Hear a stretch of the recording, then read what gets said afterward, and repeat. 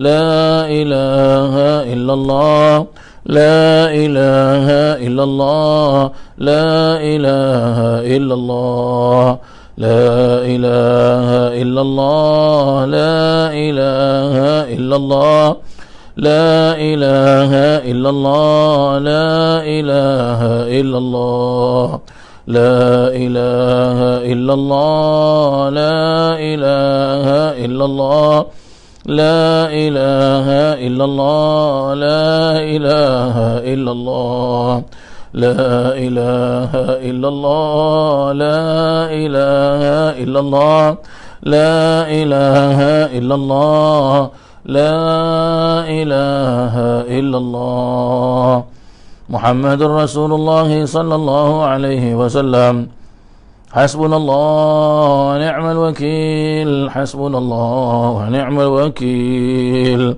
حسبنا الله ونعم الوكيل حسبنا الله ونعم الوكيل حسبنا الله ونعم الوكيل حسبنا الله ونعم الوكيل حسبنا الله ونعم الوكيل اللهم صل على محمد اللهم صل عليه وسلم اللهم صل على محمد اللهم صل عليه وسلم اللهم صل على محمد اللهم صل عليه وسلم اللهم صل على محمد اللهم صل عليه وسلم اللهم صل على محمد اللهم صل عليه وسلم اللهم صل على محمد اللهم صل عليه وسلم اللهم صل على محمد اللهم صل عليه وسلم اللهم صل على محمد اللهم صل عليه وسلم اللهم صل على محمد اللهم صل عليه وسلم اللهم صل على محمد اللهم صل عليه وسلم اللهم صل على محمد اللهم صل عليه وسلم اللهم صل على محمد اللهم صل عليه وسلم اللهم صل على محمد اللهم صل عليه وسلم اللهم صل على محمد يا ربي صل عليه وسلم أستغفر الله أستغفر الله أستغفر الله أستغفر الله أستغفر الله أستغفر الله أستغفر الله أستغفر الله أستغفر الله أستغفر الله أستغفر الله تائبون إلا الله تائبون إلا الله تائبون إلا الله يا الله بها يا الله بها يا الله بحسن الخاتمة يا كريم يا الله بها يا الله بها يا الله بحسن الخاتمة يا كريم يا الله بها يا الله بها يا الله بحسن الخاتمة يا كريم غفرانك ربنا وإليك المصير لا يكلف الله نفسا إلا وسعها لها ما كسبت وعليها ما اكتسبت ربنا لا تؤاخذنا إن نسينا أخطأنا ربنا ولا تحمل علينا إصرا كما حملته على الذين من قبلنا ربنا ولا تحملنا ما لا طاقة لنا به واعف عنا واغفر لنا وارحمنا أنت مولانا فانصرنا على القوم الكافرين الفاتحة إلى روح سيدنا وحبيبنا وشفيعنا رسول الله محمد بن عبد الله وآله وأصحابه وأزواجه وذريته أن الله يعلي درجاتهم في الجنة وينفعنا بأسرارهم وأنوارهم وعلومهم في الدين والدنيا والآخرة ويجعلنا من حزبهم ورزقنا محبتهم ويتوفانا على ملتهم واحشرنا في زمرتهم في خير ولطف وعافية بسر الفاتحة.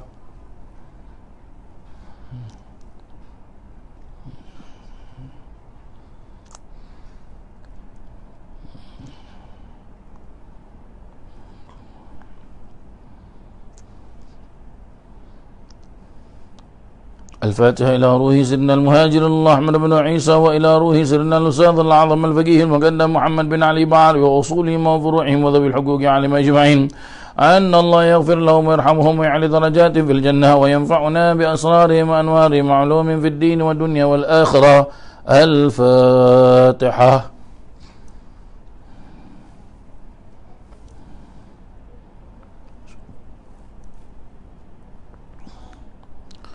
الفاتحة إلى روح سيدنا وحبيبنا وبركاتنا صاحب الراتب قطب الأنفاس الحبيب عمر بن عبد الرحمن العطاس، وإلى روح الشيخ علي بن عبد الله باراس، وإلى روح الحبيب عبد الرحمن بن عقيل العطاس، وإلى روح الحبيب حسين بن عمر العطاس وإخوانه، ثم إلى أرواح عقيل وعبد الله وصالح بني عبد الرحمن العطاس، ثم إلى روح الحبيب علي بن حسن العطاس، ثم إلى روح الحبيب أحمد بن حسن العطاس، وأصولهم وفروعهم وذوي الحقوق عليهم أجمعين، أن الله يغفر لهم ويرحمهم ويعلي درجاتهم في الجنة، وينفعنا بأسرارهم وأنوارهم وعلومهم ونفعهم في الدين والدنيا والآخرة. الفاتحة.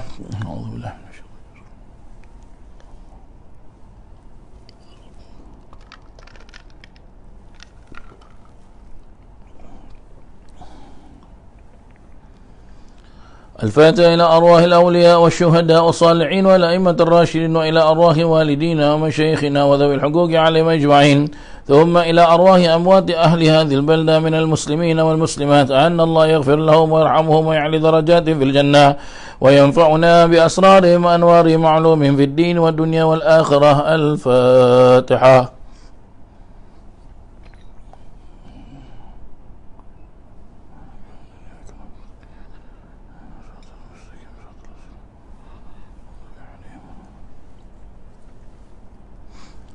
الفاتحة بالقبول وتمام كل سؤل ومأمول وصلاة شأن ظاهرا باطن في الدين والدنيا والآخرة، دافعة لكل شر جالبة لكل خير لنا ولوالدينا وأولادنا وأحبابنا ومشايخنا في الدين مع اللطف والعافية، وعلى نية أن الله ينور قلوبنا وقوالبنا مع الهدى والتقى والعفو والغنى الموت عن دين الإسلام والإيمان بلا محنة ولا امتحان بحق سيدي ولد عدنان، وعلى كل نية صالحة، وإلى حضرة النبي محمد صلى الله عليه وسلم. الفاتحة.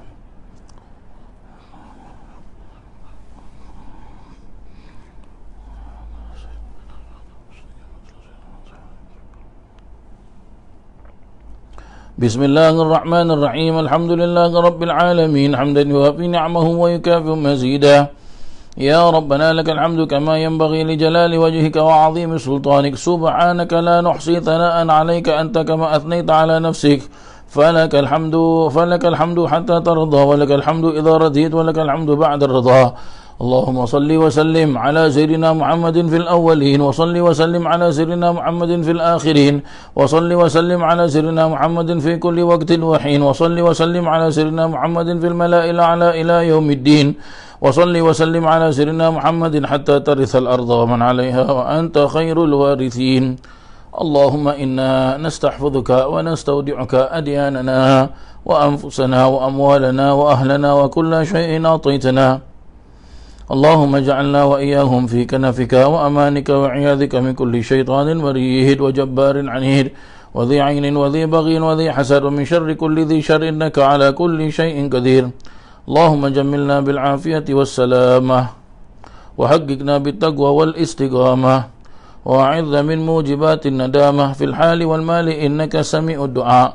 وصل اللهم بجلالك وجمالك على سيدنا محمد وعلى آله وصحبه أجمعين، وارزقنا كمال المتابعة له ظاهرا وباطنا يا أرحم الراحمين يا أرحم الراحمين يا أرحم الراحمين، بفضل سبحان ربك رب العزة عما يصفون، وسلام على المرسلين، والحمد لله رب العالمين، بسر الفاتحة.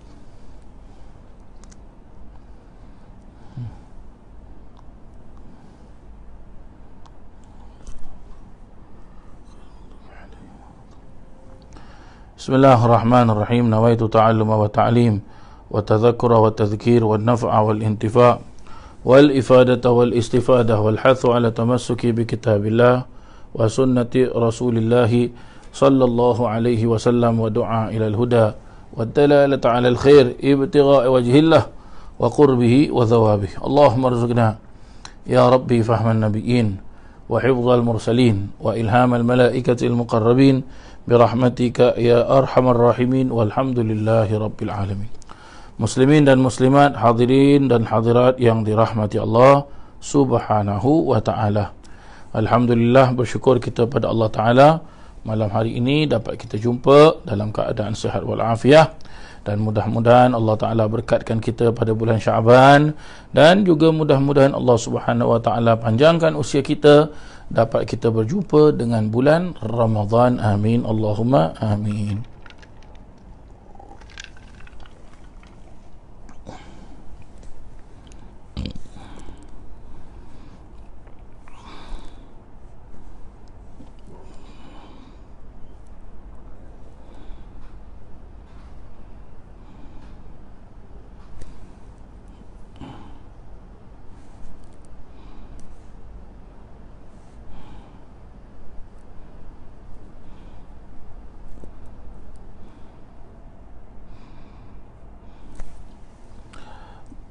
Para jemaah muslimin dan muslimat yang dirahmati Allah Subhanahu wa taala, kita akan sambung pengajian tafsir kitab Pelita Al-Quran yang disusun oleh Hadratil Marhum Al-Arif Billah Al-Habib Abdullah bin Ahmad Al-Jufri.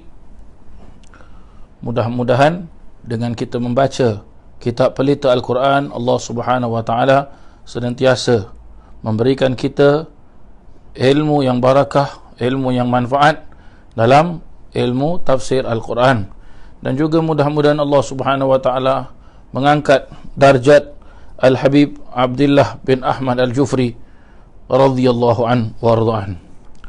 Sampailah kita kepada ayat yang ke-199 dalam surah Al-Baqarah.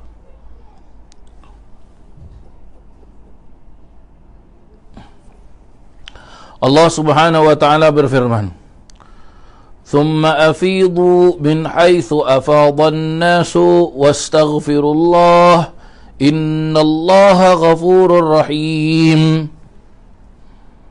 Kemudian thumma afidu, kemudian beredarlah kamu semua, min haitsu afadhan nas, dari arah mana manusia itu beredar, wastaghfirullah,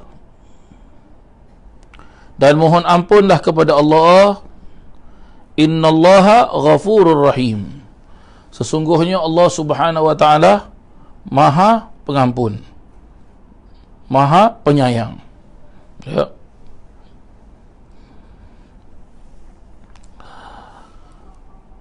Menurut ayat ini, para jemaah sekalian, Allah Subhanahu wa ta'ala memerintahkan semua umat manusia apabila mereka melaksanakan ibadah haji, supaya mereka itu beredar ke arah mana manusia juga beredar. Di sini terdapat beberapa riwayat. Ada yang memperjelaskan, kalau kita lihat di dalam kitab kita ini diperjelaskan, maka ahli tafsir telah mengemukakan beberapa riwayat dalam mentafsirkan ayat ini. Ada riwayat yang menerangkan bahawa beredar atau bertolak yang dimaksudkan di sini ialah bertolak ke Arafah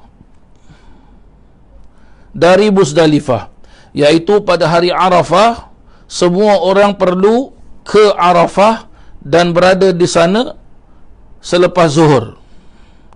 Ini kerana ada kaum Quraisy tidak mahu keluar dari tanah haram pada musim haji, dan Arafah adalah tanah halal, bukan tanah haram. Dengan itu, ayat ini terkemudian dari segi susunannya, kerana ayat yang sebelumnya telah pun menerangkan bertolaknya jemaah balik dari Arafah ke Muzdalifah. Tafsiran ini diperkuat dengan riwayat yang mengatakan bahawa kaum Quraisy dahulunya merasa tidak perlu menuju ke Arafah, lalu Allah memerintahkan mereka membuat seperti yang telah dibuat oleh manusia ramai lain dengan perintah Allah Ta'ala. Itu satu tafsir. Tafsir lagi satu juga diperjelaskan, ya, Dalam satu tafsiran pula yang dimaksudkan dengan bertolak atau beredar itu ialah dari Muzdalifah ke Mina untuk melontar Jamrah Aqabah pada hari yang ke-10 dari tarikh tanggal bulan Islam. Tetapi tafsir yang pertama itu yang kuat dari segi dalil riwayatnya, dan inilah pendapat kebanyakan ahli tafsir, oleh sebab para ahli tafsir yang mentafsirkan perkataan thumma, ya, thumma pada ayat yang ke-199, thumma afidu, itu dia, thumma maksudnya kemudian, itu bukan bermakna susunan amalan, tetapi bermakna dan. Makna thumma itu bukan diartikan kemudian, tapi diartikan dan, yang membawa suatu cerita baru. Dan perkataan an-nas, thumma afidu min haitsu afadan nas, itu dia perkataan afadan nas, nas, ya, atau manusia dalam ayat ini. Maksud nas di sini adalah Nabi Allah Ibrahim, Sayyidina Khalil radhiyallahu alaihi salam. Dan di samping itu juga ada pula berpendapat bahawa manusia yang dimaksudkan di sini ialah apa? Bukan Sayyidina Khalil, tetapi apa? Iaitu Sayyidina Adam alaihi salam. Wa ala nabiyyina afdhalus salati wassalam.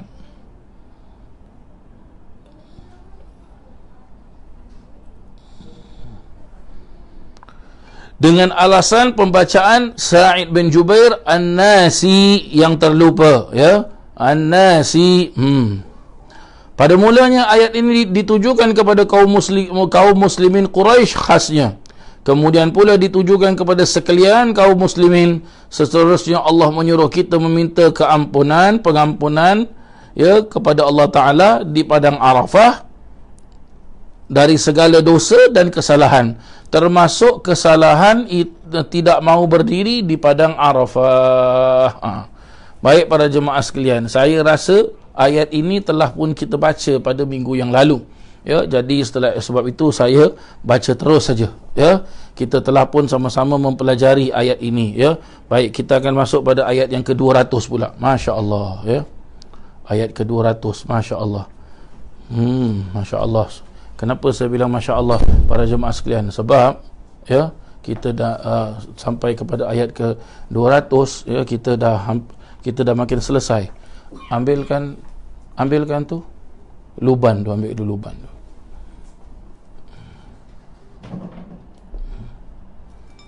Ya betul, minta sedih luban tu. Ini simpan balik dalam nanti.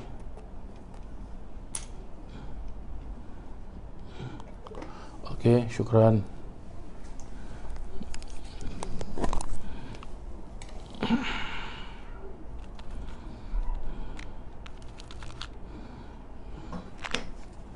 Saya kalau dalam pengajian para jemaah sekalian, sering saya bakar wangi-wangian, ya, seperti saya bakar kayu gaharu, saya bakar stanggi, ya. Kalau dalam bahasa Arab, kalau stanggi itu disebut bukhur para jemaah sekalian, ya. Kalau kayu gaharu itu disebut ud, ya. Ini yang saya nak bakar sekarang ni adalah luban para jemaah sekalian. Luban ni apa para jemaah sekalian? Luban ini adalah apa? Kalau dalam bahasa Inggeris disebut Frankenstein, ya. Kalau dalam bahasa Arab disebut luban. Kalau dalam bahasa Melayu apa para jemaah sekalian? Dalam bahasa Melayu disebut apa? Kemenyan Arab. Itu dia, ya. Di beberapa qaul ataupun pendapat para alim ulama, luban ini ada khasiatnya. Salah satu khasiatnya apa? Kalau kalau kita ambil satu biji yang kecil ni, masukkan ke dalam air yang panas, kita kacau, luban ni akan hancur. Setelah itu minum para jemaah sekalian. Kegunaan dia apa? Untuk orang yang menuntut ilmu dan orang yang menyebarkan ilmu, diberikan kecerdasan para jemaah sekalian, ya. Ini keterangan para alim ulama. Bismillahirrahmanirrahim.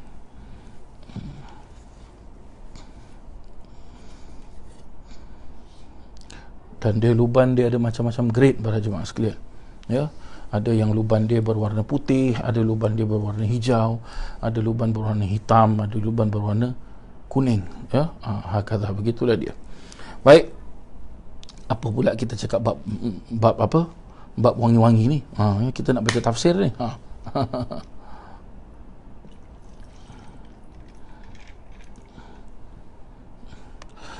Huraian ayat yang ke-200 dalam surah Al-Baqarah. Baik.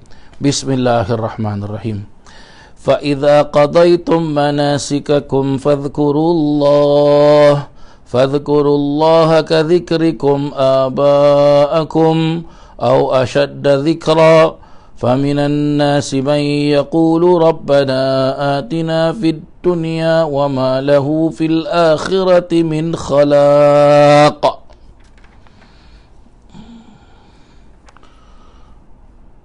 Fa'idha qadaitum, dan apabila kamu telah tunaikan, apa yang ditunaikan? Manasikakum, manasiknya kamu. Apa itu manasik? Iaitu ibadah haji kamu semua. Fadhkurullah, maka ingatlah kamu semua kepada Allah, berzikirlah kamu semua kepada Allah, sebutlah nama Allah. Kadzikrikum, seperti kamu menyebut nama aba'akum, datuk nenek kamu, au asyadda dzikra, atau lebih daripada itu. Maksudnya di sini perlu untuk kita faham tu apa, para jemaah sekalian. Apabila kita selesai daripada melaksanakan ibadah haji, maka jangan apa? Jangan sombong dengan ibadah haji kita. Ya, jangan lupa kepada Allah Subhanahu wa taala. Susah payah kita nak pergi kota Mekah, ya. Sebab dia bukan suatu perkara yang senang. Maka Allah dah sampaikan kita ke kota Mekah, maka kita jangan lupakan Allah Subhanahu wa taala. Begitu maksud dia, para jemaah yang dirahmati Allah Subhanahu wa taala, ya. Begitu maksud dia. Baik. Seterusnya Allah Taala berfirman, ya, faminan nas, dan faminan nas, maka ada sebahagian daripada manusia, mayaqulu, mereka berkata, Rabbana, wahai Tuhan kami, ya, atina, kurniakanlah kepada kami, fid dunya, pemberian dunia, wa ma lahu fil akhirah min khalaq, sedang di akhirat mereka tidak punya bahagian. Ya. Apa maksud di sini, para jemaah sekalian? Ya, mari kita tengok apa almarhum Al-Habib Abdullah Al-Jufri memperjelaskan. Baru nanti kita cerita ni, para jemaah sekalian. Setelah selesai mengerjakan manasik haji itu, kita diperintahkan oleh Allah Ta'ala untuk menyebut nama Allah dan memujinya dengan sebanyak-banyaknya. Dan janganlah kita menyebut yang lain seperti yang pernah dibuat oleh orang-orang Arab zaman jahiliyah, dengan menyebut nama datuk nenek mereka serta mengira-ngira kebesaran mereka di Minah itu. Dan disitulah mereka mengadakan tamasya, beradu syair dengan kefasihan, bercakap dengan prosa dan puisi. Begitulah sesatnya mereka dari jalan Ibrahim yang sebenarnya.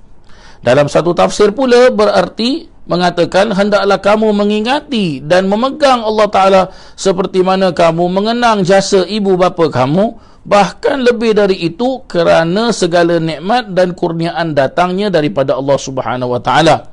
Maka segala puji adalah bagi Allah Ta'ala. Sayyidina Abdullah bin Abbas radhiyallahu anhu pula berkata, ya, ditanya tentang ayat ini, beliau berkata, hendaklah engkau marah kerana Allah lebih dari engkau marah kerana ibu bapamu, kerana mereka dimaki. Di zaman sebelum agama Islam, orang-orang musyrikin itu setelah selesai mengerjakan haji mereka, mereka berdoa meminta kesenangan dunia, memohon dibiakkan ternakan mereka, dan memohon jariah-jariah dan hamba abdi, ya. Dan ada pula yang mengata, wahai Tuhan kami, bapa kami dahulu banyak harta, maka berilah kami seperti yang engkau berikan mereka. Inilah permintaan mereka semata-mata untuk dunia. Pada mereka itulah yang baik yang diharapkan. Mereka tidak mengharapkan pahala akhirat dan kenikmatannya, maka tidaklah ada bahagian bagi mereka di sana. Apa maksud dia ni, para jemaah sekalian? Maksud dia macam ni, para jemaah sekalian, ya. Baik. Alhamdulillah, kita apabila telah selesai daripada ibadah haji, seharusnya kita apa? Di sini Allah Subhanahu Wa Taala ingatkan kita agar kita ingat pada Allah Subhanahu Wa Taala. Maksud ingat pada Allah Taala ni para jemaah sekalian, satu, kita jangan lupakan Allah Subhanahu Wa Taala. Dua, kita banyak-banyak terima kasih pada Allah Subhanahu Wa Taala. Tiga adalah perintah Allah Ta'ala untuk berterusan kita berzikir kepada Allah Subhanahu Wa Ta'ala, dan jangan sampai pernah kita lupa akan berzikir kepada Allah Subhanahu Wa Ta'ala. Seperti tadi yang saya jelaskan, ya, jangan kita lupa akan apa? Akan kurniaan Allah Subhanahu Wa Ta'ala yang Allah berikan kepada kita. Ya, kita susah-susah kumpul-kumpul duit, susah-susah kita belajar, ya, kita menuntut ilmu biar agar faham tentang ilmu hukum hakam haji, ya, dan bila kita pergi sana para jemaah sekalian, kita dapat menunaikan haji. Dan lagi satu Allah Subhanahu Wa Ta'ala suruh kita ingat pada Allah Subhanahu Wa Ta'ala agar supaya kita tidak seperti orang-orang Arab jahiliyah zaman dahulu, seperti mana yang telah kita pelajari baru tadi kita baca tafsirnya. Ya, ada orang pergi haji, lepas tu para jemaah sekalian, bangga dengan amal ibadah dia. Ya, katakanlah nama dia Hasan Saiful Rijal, macam nama saya. Ya, bila balik haji, orang panggil Hasan, dia buat bodoh saja. Tapi bila orang panggil Haji Hasan, aduh, Allahu Akbar, la ilaha illallah. Para jemaah yang dirahmati Allah, tidak ada satu keterangan pun. Saya belum pernah jumpa, wallahu alam. Kalau ada yang pernah jumpa, wallahu alam. Maksud saya tu apa? Saya tak pernah jumpa satu ayat Al-Quran, dan saya tak pernah jumpa satu hadis pun yang memperjelaskan orang balik haji mesti kita panggil dia haji. Tak pernah jumpa para jemaah sekalian. Ya, saya tak pernah jumpa. Ya. Dan juga apabila kita sudah ibadah, kita jangan bongkak sama ibadah kita. Dan jangan kita ingat ini kalau aku pergi haji ni confirm balik kaya aku. Ini kalau aku pergi haji ni, nanti bila aku balik ni kan, confirm aku dapat tukar rumah baru, tukar kereta baru, tukar almari baru, tukar baru. Ni ibarat orang ingat tentang urusan dunia. Tak mau. Kita menunaikan ibadah haji seperti apa yang Allah Ta'ala jelaskan. Ibadah haji itu milik Allah Subhanahu Wa Ta'ala, bukan milik kita sebagai manusia. Tak ada.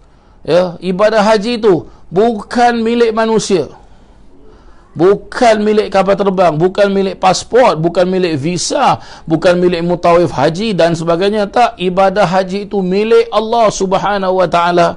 Nah, kita kan mengharapkan kita mengharapkan haji yang mabrur. Maka kalau kita mengharapkan haji yang mabrur, maka sungguh-sungguh kita beribadah kerana Allah Ta'ala. Dan ada juga, ya, maksud daripada ayat ini dia para jemaah sekalian, jangan Allah Ta'ala dah memperjelaskan, faminhum, maka sebahagian daripada manusia mayaqulu, mereka mengatakan Rabbana atina fid dunya hasanah saja.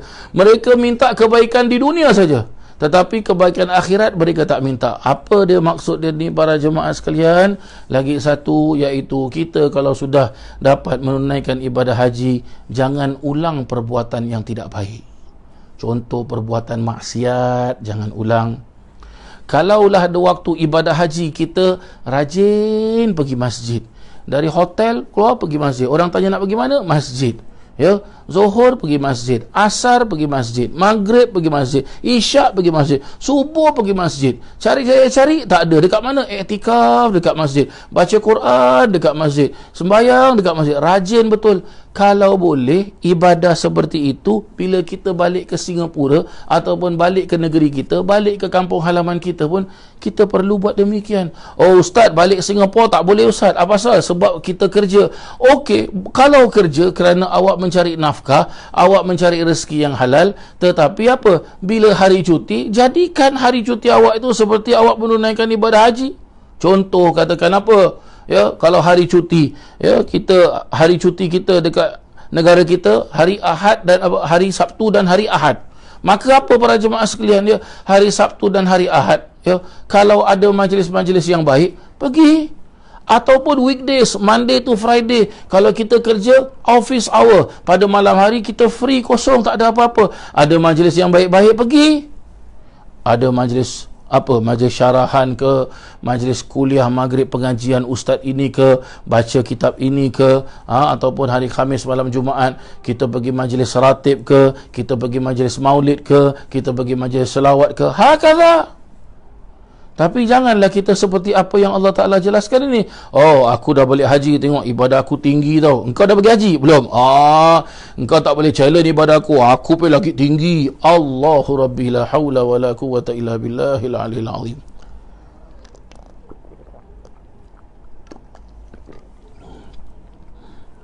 Baik, kita teruskan pada ayat yang ke-201 para jemaah sekalian. Ya, kita teruskan sikit para jemaah sekalian. Sebab kenapa kita teruskan para jemaah sekalian?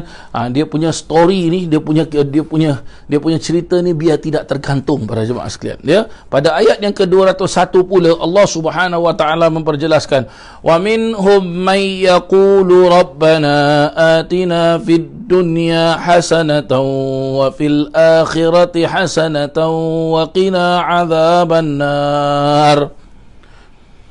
Dan di antara mereka yang berkata wa minhum man yaqul, dan di antara mereka, iaitu apa, sebahagian daripada manusia yang lain berkata, Rabbana, wahai Tuhan kami, atina, kurniakanlah kami, fid dunya hasanah, kebaikan di dunia,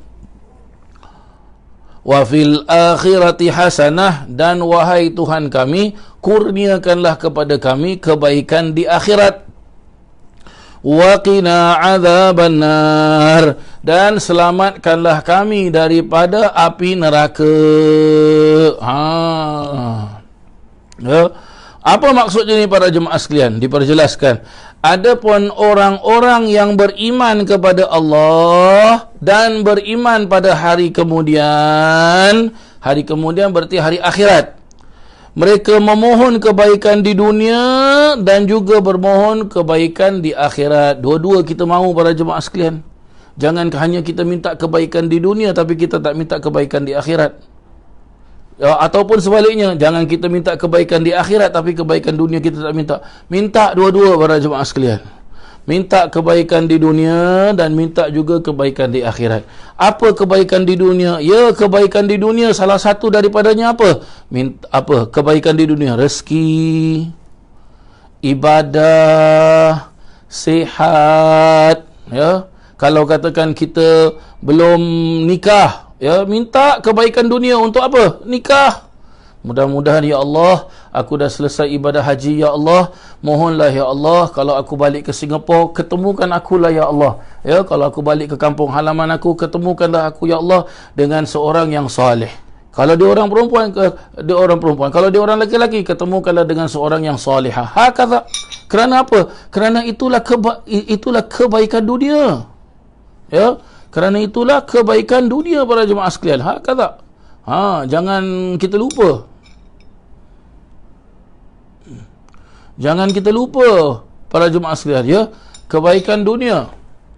Ataupun apa? Kebaikan dunia. Ya Allah, mudah-mudahan dengan aku selesai daripada ibadah haji ni ya Allah, aku balik ke negeri aku ya Allah, mudah-mudahan kau kurniakanlah aku rezeki ya Allah. Selama ni aku kerja susah, mudah-mudahan ya kurniakan rezeki. Mungkin naik pangkat ke dan sebagainya. Allah Ta'ala mustajabkan doanya. Begitu dia para jemaah yang dirahmati Allah Subhanahu Wa Ta'ala. Ya, saya ada seorang kawan para jemaah sekalian. Ya, tapi sekarang dia dah Masya Allah, tak salah saya, dia dah duduk luar negeri sekarang dah para jemaah sekalian. Masya Allah. Dulu susah, ayah ibunya juga sakit, dan dia kerjanya apa? Dispatch rider. Allah, berapalah gaji tu para jemaah sekalian. Duduk pun rumah sewa. Akhirnya apa? Dia dapat rezeki. Rezeki dia bagaimana para jemaah sekalian? Bos kasih dia duit. Bos kasih dia duit para jemaah sekalian. Ni dulu bercerita lah. Saya rasa 20 tahun yang dulu para jemaah sekalian. Ya, saya ingat saya. Bos kasih dia duit. Cek. Ya, kasih duit. Dia pun keluarkan duit tu. Dia bawa isteri dia pergi haji. Balik ke Singapura. Masya Allah. Ya. Akhirnya dibukakan pintu rezeki oleh Allah Subhanahu Wa Taala. Masya Allah, dia sekarang hidup senang para jemaah sekalian. Masya Allah, ya, ada kereta, rumah besar, ada driver lagi. Masya Allah. Hakata tu kebaikan dunia. Ada orang jelas, oh jangan minta dunia. Lah, kita perlu minta kebaikan dunia. Tapi minta kebaikan dunia agar supaya kebaikan dunia itu tidak menyesatkan kita untuk kebaikan akhirat. Sering saya mengatakan apa? Minta kita rezeki pada Allah Subhanahu Wa Taala agar supaya rezeki tersebut, kebaikan dunia ini sebagai tangga untuk menuju kepada kebaikan akhirat. Hakala, begitu dia.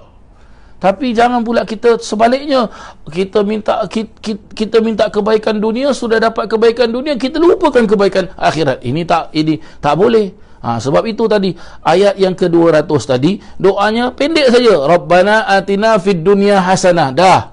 Akhirat tak minta. Tapi ayat yang ke-210 ni dia Allah mensifatkan orang-orang yang beriman. Ya, Allah mensifatkan orang-orang yang beriman agar supaya di dunia pun mereka minta kebaikan, di akhirat pun mereka minta kebaikan. Di akhirat minta kebaikan apa para jemaah sekalian? Ya, minta syurganya Allah Subhanahu Wa Taala, minta keselamatan daripada siksa api neraka. Minta apa para jemaah sekalian? Minta juga agar supaya akhir kalam kita ini dengan kalimat la ilaha illallah. Minta juga supaya akhir hidup kita ini dalam keadaan apa? Husnul khatimah. Minta juga kepada Allah Ta'ala agar kita diselamatkan daripada siksa kubur. Hakala para jemaah yang dirahmati Allah.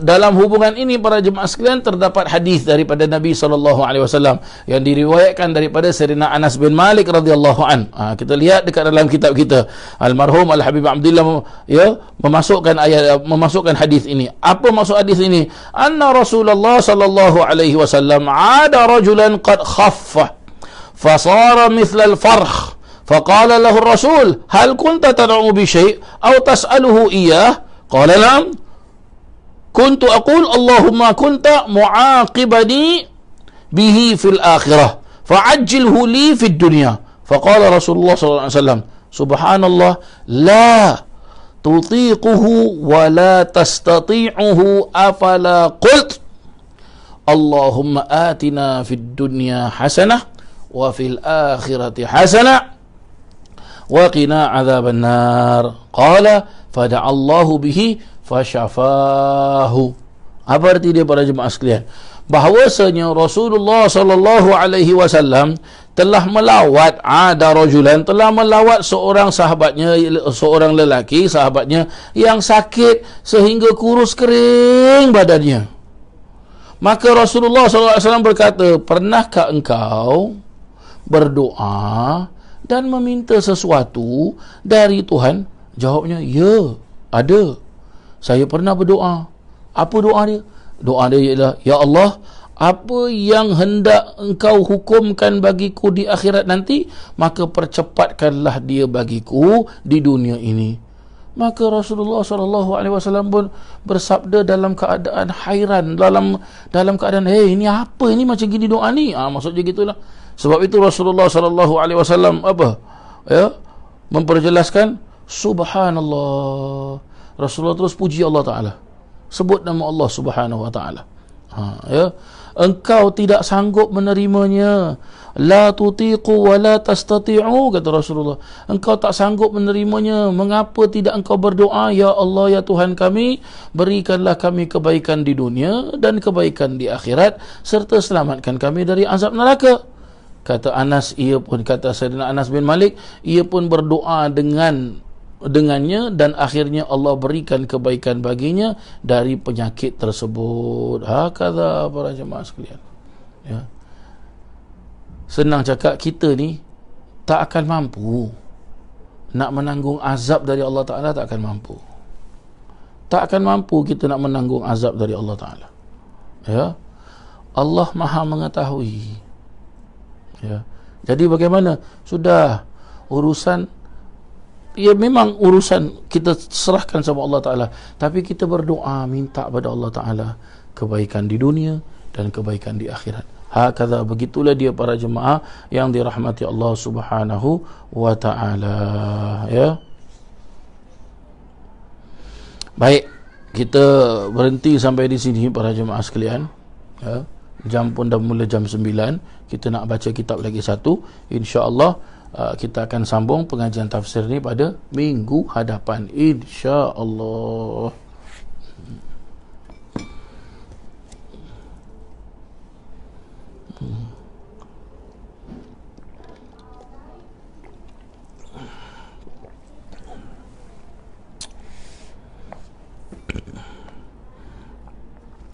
Bismillahirrahmanirrahim. Sebelum tu mari kita baca Fatihah para jemaah sekalian. Kita hadiahkan kepada dua orang guru kita ini, ya, yang menyusun kitab ini, iaitu As-Sayyid Muhammad Amin bin Idrus bin Abdullah ibn Syekh Abu Bakar bin Salim, dan juga, ya, kita hadiahkan Fatihah kepada guru beliau, ya, dan juga guru kita juga, iaitu Al-Alim Al-Alama Al-Faqih Al-Habib Zain bin Ibrahim bin Sumit. Al-Fatihah. A'udzubillahi minasyaitonir rajim. Alhamdulillahi rabbil alamin arrahmanir rahim maliki yaumiddin iyyaka na'budu wa iyyaka nasta'in ihdinas siratal mustaqim siratal ladzina an'amta 'alaihim ghairil maghdubi 'alaihim. Bismillahirrahmanirrahim. Di dalam kitab Marhaban Ya Ramadan, kita akan membicarakan tentang syarat-syarat apa? Syarat-syarat puasa. Syarat-syarat puasa. Oh, panjang juga, ya, Masya Allah.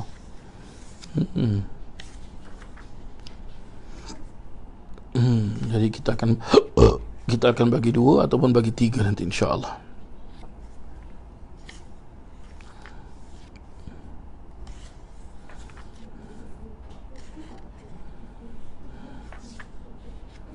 Oh, panjang, Masya Allah, syarat-syarat puasa ni. Tapi baik sekali, Masya Allah. Isi kandungannya bagus. Baik. Bismillahirrahmanirrahim. Syarat-syarat wajib berpuasa itu diperjelaskan ada 5 perkara. Ya. Maka kalau 5 perkara ni ada pada seseorang, maka wajiblah dia berpuasa. Yang pertama iaitu orang Islam. Ya, orang Islam. Maka tidak wajib bagi orang kafir untuk menunaikan ibadah puasa, tak wajib. Ya, kalaulah orang kafir itu melaksanakan ibadah puasa juga, hukumnya apa? Hukumnya tak sah, sebab dia bukan orang Islam. Kalau dia memeluk agama Islam, maka wajib bagi dia. Ya, begitulah dia para jemaah sekalian, ya. Hakadha. Baik.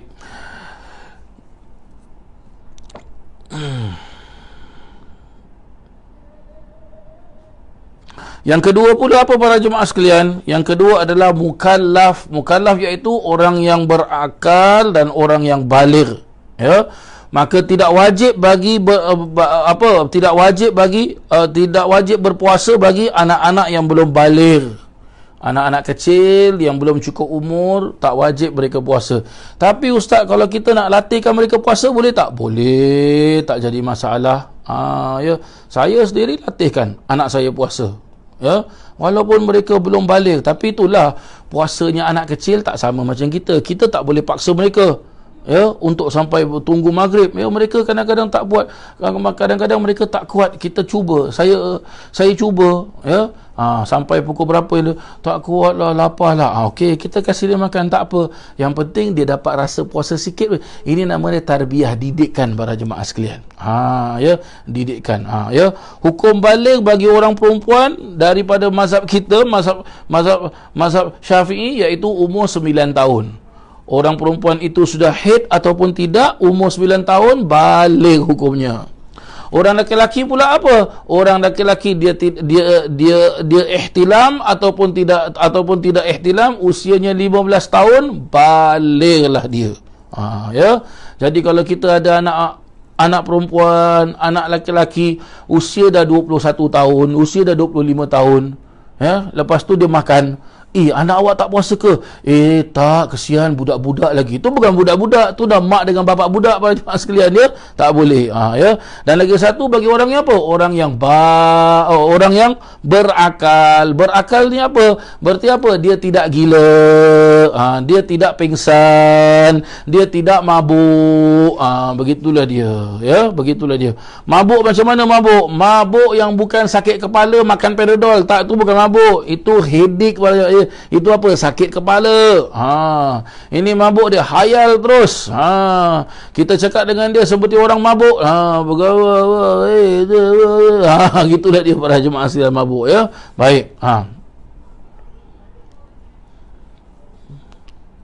Seterusnya yang ketiga pula, mampu untuk mengerjakan puasa. Ini mampu untuk mengerjakan puasa ni kita kena faham, ya. Kita kena faham para jemaah sekalian, tidak wajib berpuasa bagi seseorang yang tidak mampu untuk berpuasa. Baik, macam mana tu yang dimaksudkan ni? Ya, dia terbagi kepada apa? Ya, ketidakkemampuan seseorang itu berpuasa terbagi kepada dua bahagian. Satu dari segi fizikal ataupun dari segi badan, ya. Kalaulah jika dia tu adalah orang tua dan sudah tidak mampu untuk berpuasa, maka hukumnya adalah tidak wajib berpuasa. Dia orang tua, contoh kau katakan orang tua yang dah baring ataupun jalan pun tak kuat. Ini kira dah tak kuat lah para jemaah. Senang cakap seperti orang yang sudah lanjut usia tapi sakit tua. Tu dia. Dan wajib mengeluarkan satu mud. Dia tak mampu puasa kan, tapi wajib dia mengeluarkan satu mud. Satu mud tu sebenarnya macam ni bagi maksud mud. Asal mud, ya, mud, M-U-D, mud, ya. Dalam bahasa Arab lah mud ini. Ini mud dalam bahasa, ni bukan dalam bahasa orang putih atau mat. Kalau dalam bahasa orang putih, mat tu tanah liat pada jemaah sekalian, ya. Tanah ini mud dalam bahasa Arab, mim dal ataupun MUD, mud. Mud tu macam mana? Mud tu begini pada jemaah sekalian. Saya tunjukkan contoh begini, jangan awak confirm ambil begini tau. Tak. Ini contoh mud. Setepat-tepatnya confirm mud adalah tangannya Rasulullah sallallahu alaihi wasallam. Ini satu mud para jemaah sekalian. Ini bukan tangan Rasulullah, ini tangan saya. Sebab itu saya, sebab apa? Bila orang tanya dengan Rasulullah, ya Rasulullah, mud tu macam mana? Rasulullah tunjuk gini. Tapi tangan Rasulullah, tangan kita, ya, tangan kita, tangan Rasulullah paling mulia, tangan kita, tangan para jemaah sekalian, ya. Sebab itu ada sebahagian dari para alim ulama memperjelaskan satu mud itu lebih kurang dalam 750 ataupun 850 gram apa? Beras. Sebab itu ada sebahagian orang pula ada sebahagian pula memperjelaskan apa, supaya kita tidak keliru, tak apalah kita sampaikan 1 kilo sudahlah, tak apa, lebih sikit pun tak apa para jemaah sekalian, ya. Lebih sikit tu barakah, ya. Tapi ini beras ni kita nak bagi untuk siapa? Kerana kita dah tak boleh puasa, orang tua, maka dia tak boleh puasa, maka tiap-tiap hari dia kena apa? Bayar dengan 1 mud beras. Tiap-tiap hari 1 mud, ya. Dan dibagikan kepada siapa? Dibagikan kepada orang-orang fakir miskin. Ya. Hari ni kita tak boleh puasa. Apa pasal? Gigi sakit hari ni tak boleh puasa. Apa pasal? Lutut sakit pinggang sakit bahu sakit leher sini sakit Ini bukan sakit, ni cari alasan tak nak puasa. Minta maaf lah bagi jemaah. Tak boleh. Ya, tak boleh bagi jemaah sekalian. Sihat tubuh badan, puasa tak nak, malas. Tapi hari raya nak. Apa pasal? Hari raya 1 Syawal dapat makan. La haula wala quwata illa billah. Datang bulan puasa je gastrik. Datang bulan puasa je sakit. Ya Allah, ya Rabbi, ya Karim. Lebih baik kasih dia minum klorok sudahlah. Minta maaf lah para jemaah sekalian, ya. Baik, itu yang pertama, ya. Yang kedua pula, orang itu tidak berkemampuan untuk berpuasa. Dari segi apa? Dari segi hukum. Dijelaskan apa? Kerana syarak, iaitu hukum agama Islam, melarang untuk berpuasa. Contoh, ni dia contoh. Wanita dalam keadaan haid ataupun dalam keadaan nifas. Haid yang mana saya dah jelaskan kemarin, iaitu darah yang keluar dari kemaluan perempuan dalam waktu yang tertentu atas jalan yang sihat. Kalau nifas pula, darah yang keluar dari kemaluan perempuan kerana melahirkan. Perempuan itu beranak, maka hukumnya wajib untuk tidak berpuasa. Tak boleh puasa. Kalau puasa juga haram, tak boleh. Ya, dan wajib baginya untuk qada puasanya yang telah ditinggalkan apabila telah suci, dan tak perlu mengeluarkan fidyah. Tu dia para jemaah sekalian. Tadi kena bayar tu, beras tu, itu nama dia apa? Itu nama dia fidyah para jemaah, dia kena bayar. Tu dia. Ya, ini yang dimaksudkan mampu untuk mengerjakan puasa. Jadi kalau tak mampu, dua cara saja para jemaah sekalian. Ya, seperti tadi yang baru saja kita jelaskan. Jangan jadikan alasan mak sakit perut tak boleh puasa ni alamak ni apa nama bangun je kepala mabuk okeylah kalau awak mabuk, okeylah, ni ada air bandung, mana bandung sedap bandung, lebih baik tahu racun tikus. Minta maaf lah para jemaah sekalian, dia minta maaf ya. Tapi ini dia macam-macam alasan orang akhir zaman ni, macam-macam alasan. Suruh puasa je sakit, suruh sembahyang je, suruh pergi hadir majlis taklim aja, hadir kuliah aja, hadir majlis maulid dia, macam-macam alasan. Penatlah, itulah, inilah. Tapi kalau minta maaf lah para jemaah sekalian, dia jalan-jalan, shopping sana, shopping sini, tawaf satu Orchard Road, tawaf satu Geylang Serai, tawaf satu NTUC 7 kali tawaf pun boleh, sihat, tak ada apa-apa, sakit sikit pun tak ada. Sampai sanggup bilang apa? Tak apa, nanti sakit makan Panadol boleh baik. Inna lillahi wa inna ilaihi raji'un. Apa ini? This is wrong. Gitu para jemaah sekalian ya. Baik. Syarat yang keempat pula diperjelaskan. Tadi kan ada 5 kan dijelaskan. Baik. Syarat yang keempat pula apa dia? Syarat yang keempat, orang tersebut mesti sihat. Maka tidak wajib berpuasa bagi orang yang sakit. Sakit macam mana? Sakit yang boleh untuk meninggalkan puasa adalah yang dikhawatirkan dapat menyebabkan salah satu daripada 4 perkara. 1, awak puasa juga awak boleh mati, kata doktor. Jadi apa? Sebab dia tak boleh, kalau dia puasa mati. Jadi dia tak sihat, tak boleh puasa.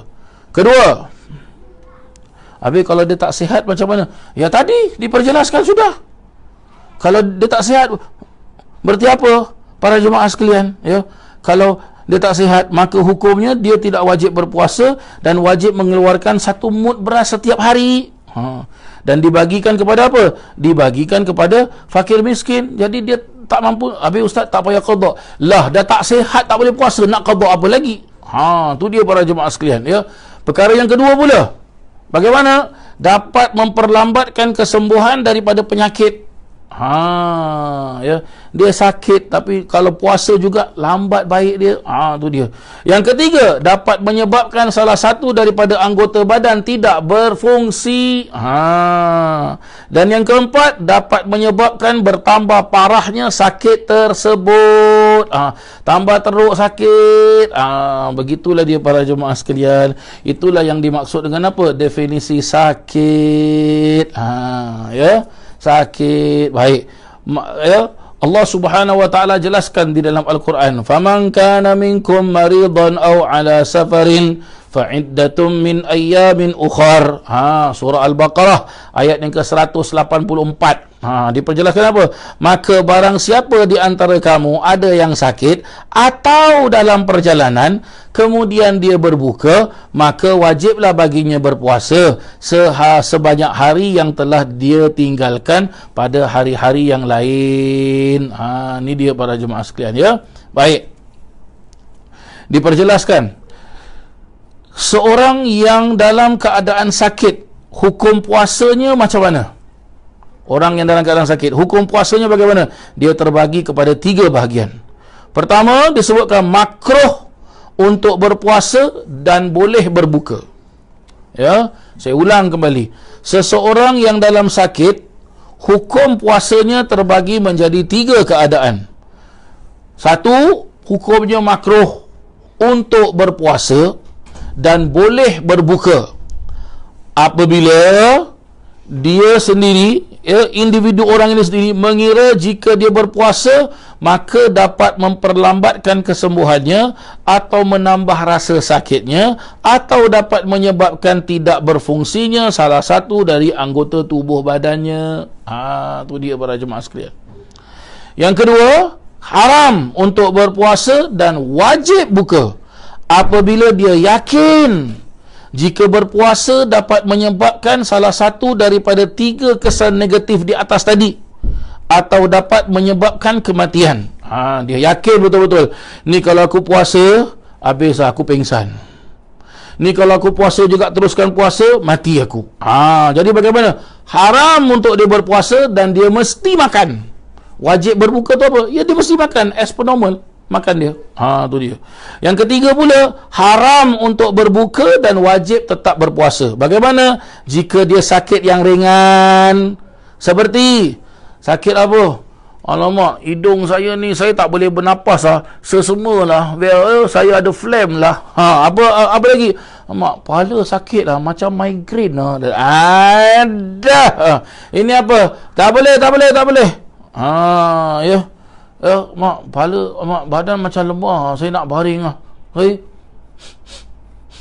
Mak, ni bau apa ni? Ini orang apa? Goreng telur lah. Masak Maggi lah. Kata sakit baring, tapi bila orang goreng telur dapat pula bau, dia sihat pula. Ni dia pakai jemaah sekalian, ya. Lebih baik kasih dia 1 injection vaksin, you go. Ya, diperjelaskan apa? Orang yang macam gini ni apa? Buka pun haram dan wajib dia berpuasa. Ya. Baik, kita dah empat perkara. Baik. Perkara yang nombor 5 pula para jemaah sekalian. Ya. Perkara yang nombor 5, bermukim.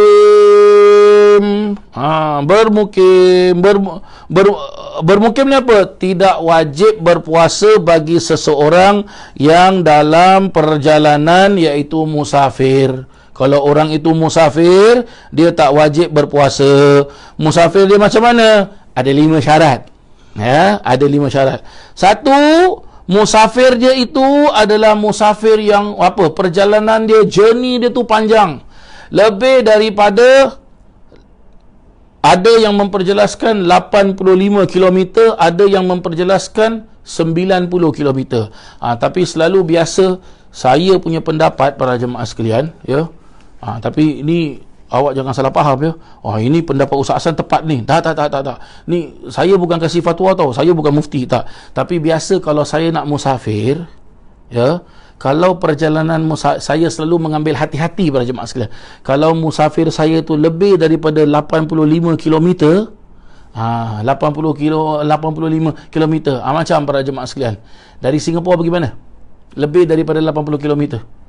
Singapura sampai dekat Batu Pahat ke Yongping, Johor ni, ya, lebih dari kawasan tu, berarti kita sudah musafir para jemaah sekalian. Melaka macam, Melaka sudah 100 lebih. Ya. Jadi orang itu apa? Dia boleh tidak berpuasa. Ya, sebab dia musafir. Baik. Itu syarat pertama. Syarat kedua pula para jemaah sekalian, perjalanan untuk perkara yang mubah. Musafirnya itu, dia punya journey itu adalah journey yang mubah, yang diperbolehkan. Apa maksudnya yang diperbolehkan? Iaitu bukan perjalanan maksiat. Contoh, saya nak pergi Macau. Ada apa? Ada urusan bisnes sikit lah. Urusan bisnes dekat mana? Urusan bisnes dia dekat kasino lah. Berarti apa? Berarti orang ini, dia punya musafirnya sudah apa? Sudah niat maksiat. Ya. Jadi menurut pendapat yang kuat dalam mazhab Imam Syafi'i, ya, radhiyallahu an, sedangkan menurut pendapat Imam Abu Hanifah, boleh membatalkan puasa meskipun perjalanannya untuk maksiat. Tetapi penjelasan para alim ulama memperjelaskan apa? Kalau dia musafir tu lebih daripada 85 km, tapi musafir dia kerana maksiat, maka haram hukumnya musafirnya itu. Dan dia tak boleh sembahyang jamak, dia tak boleh sembahyang kasar, tak boleh. Haram hukumnya. Sebab apa? Dia bermusafir dengan maksiat. Asi bis safar. Tu dia para jemaah sekalian, ya. Yang ketiga pula, niat dalam hati akan menggunakan keringanan syarak, ya, ketika akan membatalkan puasa. Dan jika tidak berniat, maka hukumnya membatalkan puasa adalah haram. Ya. ini aku nak musafir ni kan, aku niat ajalah ya. Tapi nanti tengoklah kalau apa nama, bila aku musafir ni, sebab musafirnya kita ini bukannya kita musafir maksiat ya, kita musafir untuk apa? Untuk kita, saya nak pergi KL lah ya, saya nak sembahyang tarawih dekat Masjid Shah Alam, contoh katakan. Jadi awak pun musafir lah, tujuan awak untuk solat kan. Tapi dalam perjalanan mungkin terjadi sesuatu, begitulah dia yang dimaksudkan di sini para jemaah sekalian ya. Yang keempat pula diperjelaskan, tidak bernazar dan untuk tetap akan berpuasa ketika dalam keadaan musafir. Fahamlah kita ni ya. Tidak bernazar, dia tidak janji tau. Nazar tu janji pada jemaah sekalian ya. Yang kelima pula, keluar dari perbatasan kotanya sebelum azan subuh. Menurut pendapat yang kuat, perbatasan kota macam hari tu saya jelaskan sembahyang Jumaat apa semua tu ya. Perbatasan kota berarti immigration para jemaah sekalian ya. Menurut pendapat yang kuat daripada mazhab Imam Syafi'i radhiyallahu an. Sedangkan menurut pendapat Imam Ahmad bin Hanbal, iaitu mazhab Hanbali, boleh membatalkan puasa meskipun keluar dari perbatasan kotanya setelah azan subuh. Ya. Jika syarat-syarat tersebut sempurna, maka tidak wajib dia berpuasa. Akan tetapi yang lebih utama adalah tetap berpuasa jika puasa tersebut tidak memberatkannya. Hal ini menurut pendapat yang kuat di dalam mazhab Imam Syafi'i, sedangkan menurut pendapat Imam Ahmad bin Hanbal, iaitu mazhab Hanbali, yang lebih utama adalah tidak berpuasa. Dan jika tidak sempurna syarat-syarat di atas, maka hukumnya adalah tetap wajib berpuasa, tidak boleh membatalkan puasa. Ya, ini kita kena faham para jemaah sekalian, tak boleh kita suka-suka hati. Ya, ada orang tanya dengan saya, Ustaz, ini belum lagi separuh bulan Syakban, Ustaz dah start baca kitab ni. Ya, sebab agar apa? Mengingatkan kita tentang hukum puasa. Ya. Dan ada juga yang tanya dengan saya, Ustaz, nanti bulan puasa Ustaz adakan kelas juga tak? Ya, insya-Allah nanti bulan puasa saya tetap mengadakan kelas. Saya akan baca kitab ni para jemaah sekalian ya. Berapa lama Ustaz? Sepanjang bulan puasa tu insya-Allah saya akan baca kitab ni. Tapi nanti waktunya, nanti insya-Allah saya akan tentukan nanti para jemaah sekalian ya. Tak berkemungkinan lah untuk kita nak buat sebelah malam lah ya. Malam sebab kita nak puasa, kita nak solat tarawih semua kan. Jadi nanti insya-Allah saya akan umumkan nanti insya-Allah ya. Nanti saya akan umumkan. Baik para jemaah sekalian ya. Kita dah selesai tentang syarat-syarat puasa, jadi saya rasa cukuplah ya pengajian kita, dan insya-Allah kita akan jumpa pada pengajian tafsir minggu depan ya, besok hari Isnin. Besok hari Isnin insya-Allah, hari Isnin saya akan mulakan pengajian jam berapa? Saya akan memulakan pengajian jam 7.45 insya-Allah ya. 7.45 insya-Allah ya. 7.45 sampailah jam 8.30. InsyaAllah 45 minit nanti insyaAllah para jemaah sekalian ya. Baik, dengan itu saya akhiri pengajian kita ini, dan mudah-mudahan Allah Subhanahu wa taala berkatkan kehidupan kita, ampunkan dosa-dosa kita, terima semua amal ibadah kita, dan berkatkan kita di bulan Sya'ban dan sampaikan kita ke bulan Ramadan. Amin Allahumma amin. Rabbana atina fid dunya hasanah wa fil akhirati hasanah wa qina adzaban nar wa adkhilnal jannata ma'al abrar ya aziz ya ghaffar ya rabbal alamin. Wa sallallahu ala sayyidina Muhammadin wa ala alihi wa sahbihi wasallam walhamdulillahi rabbil alamin. Sekian, terima kasih, wabillahi taufiq wal hidayah wa birridha wal inayah. Wassalamu alaikum warahmatullahi wabarakatuh.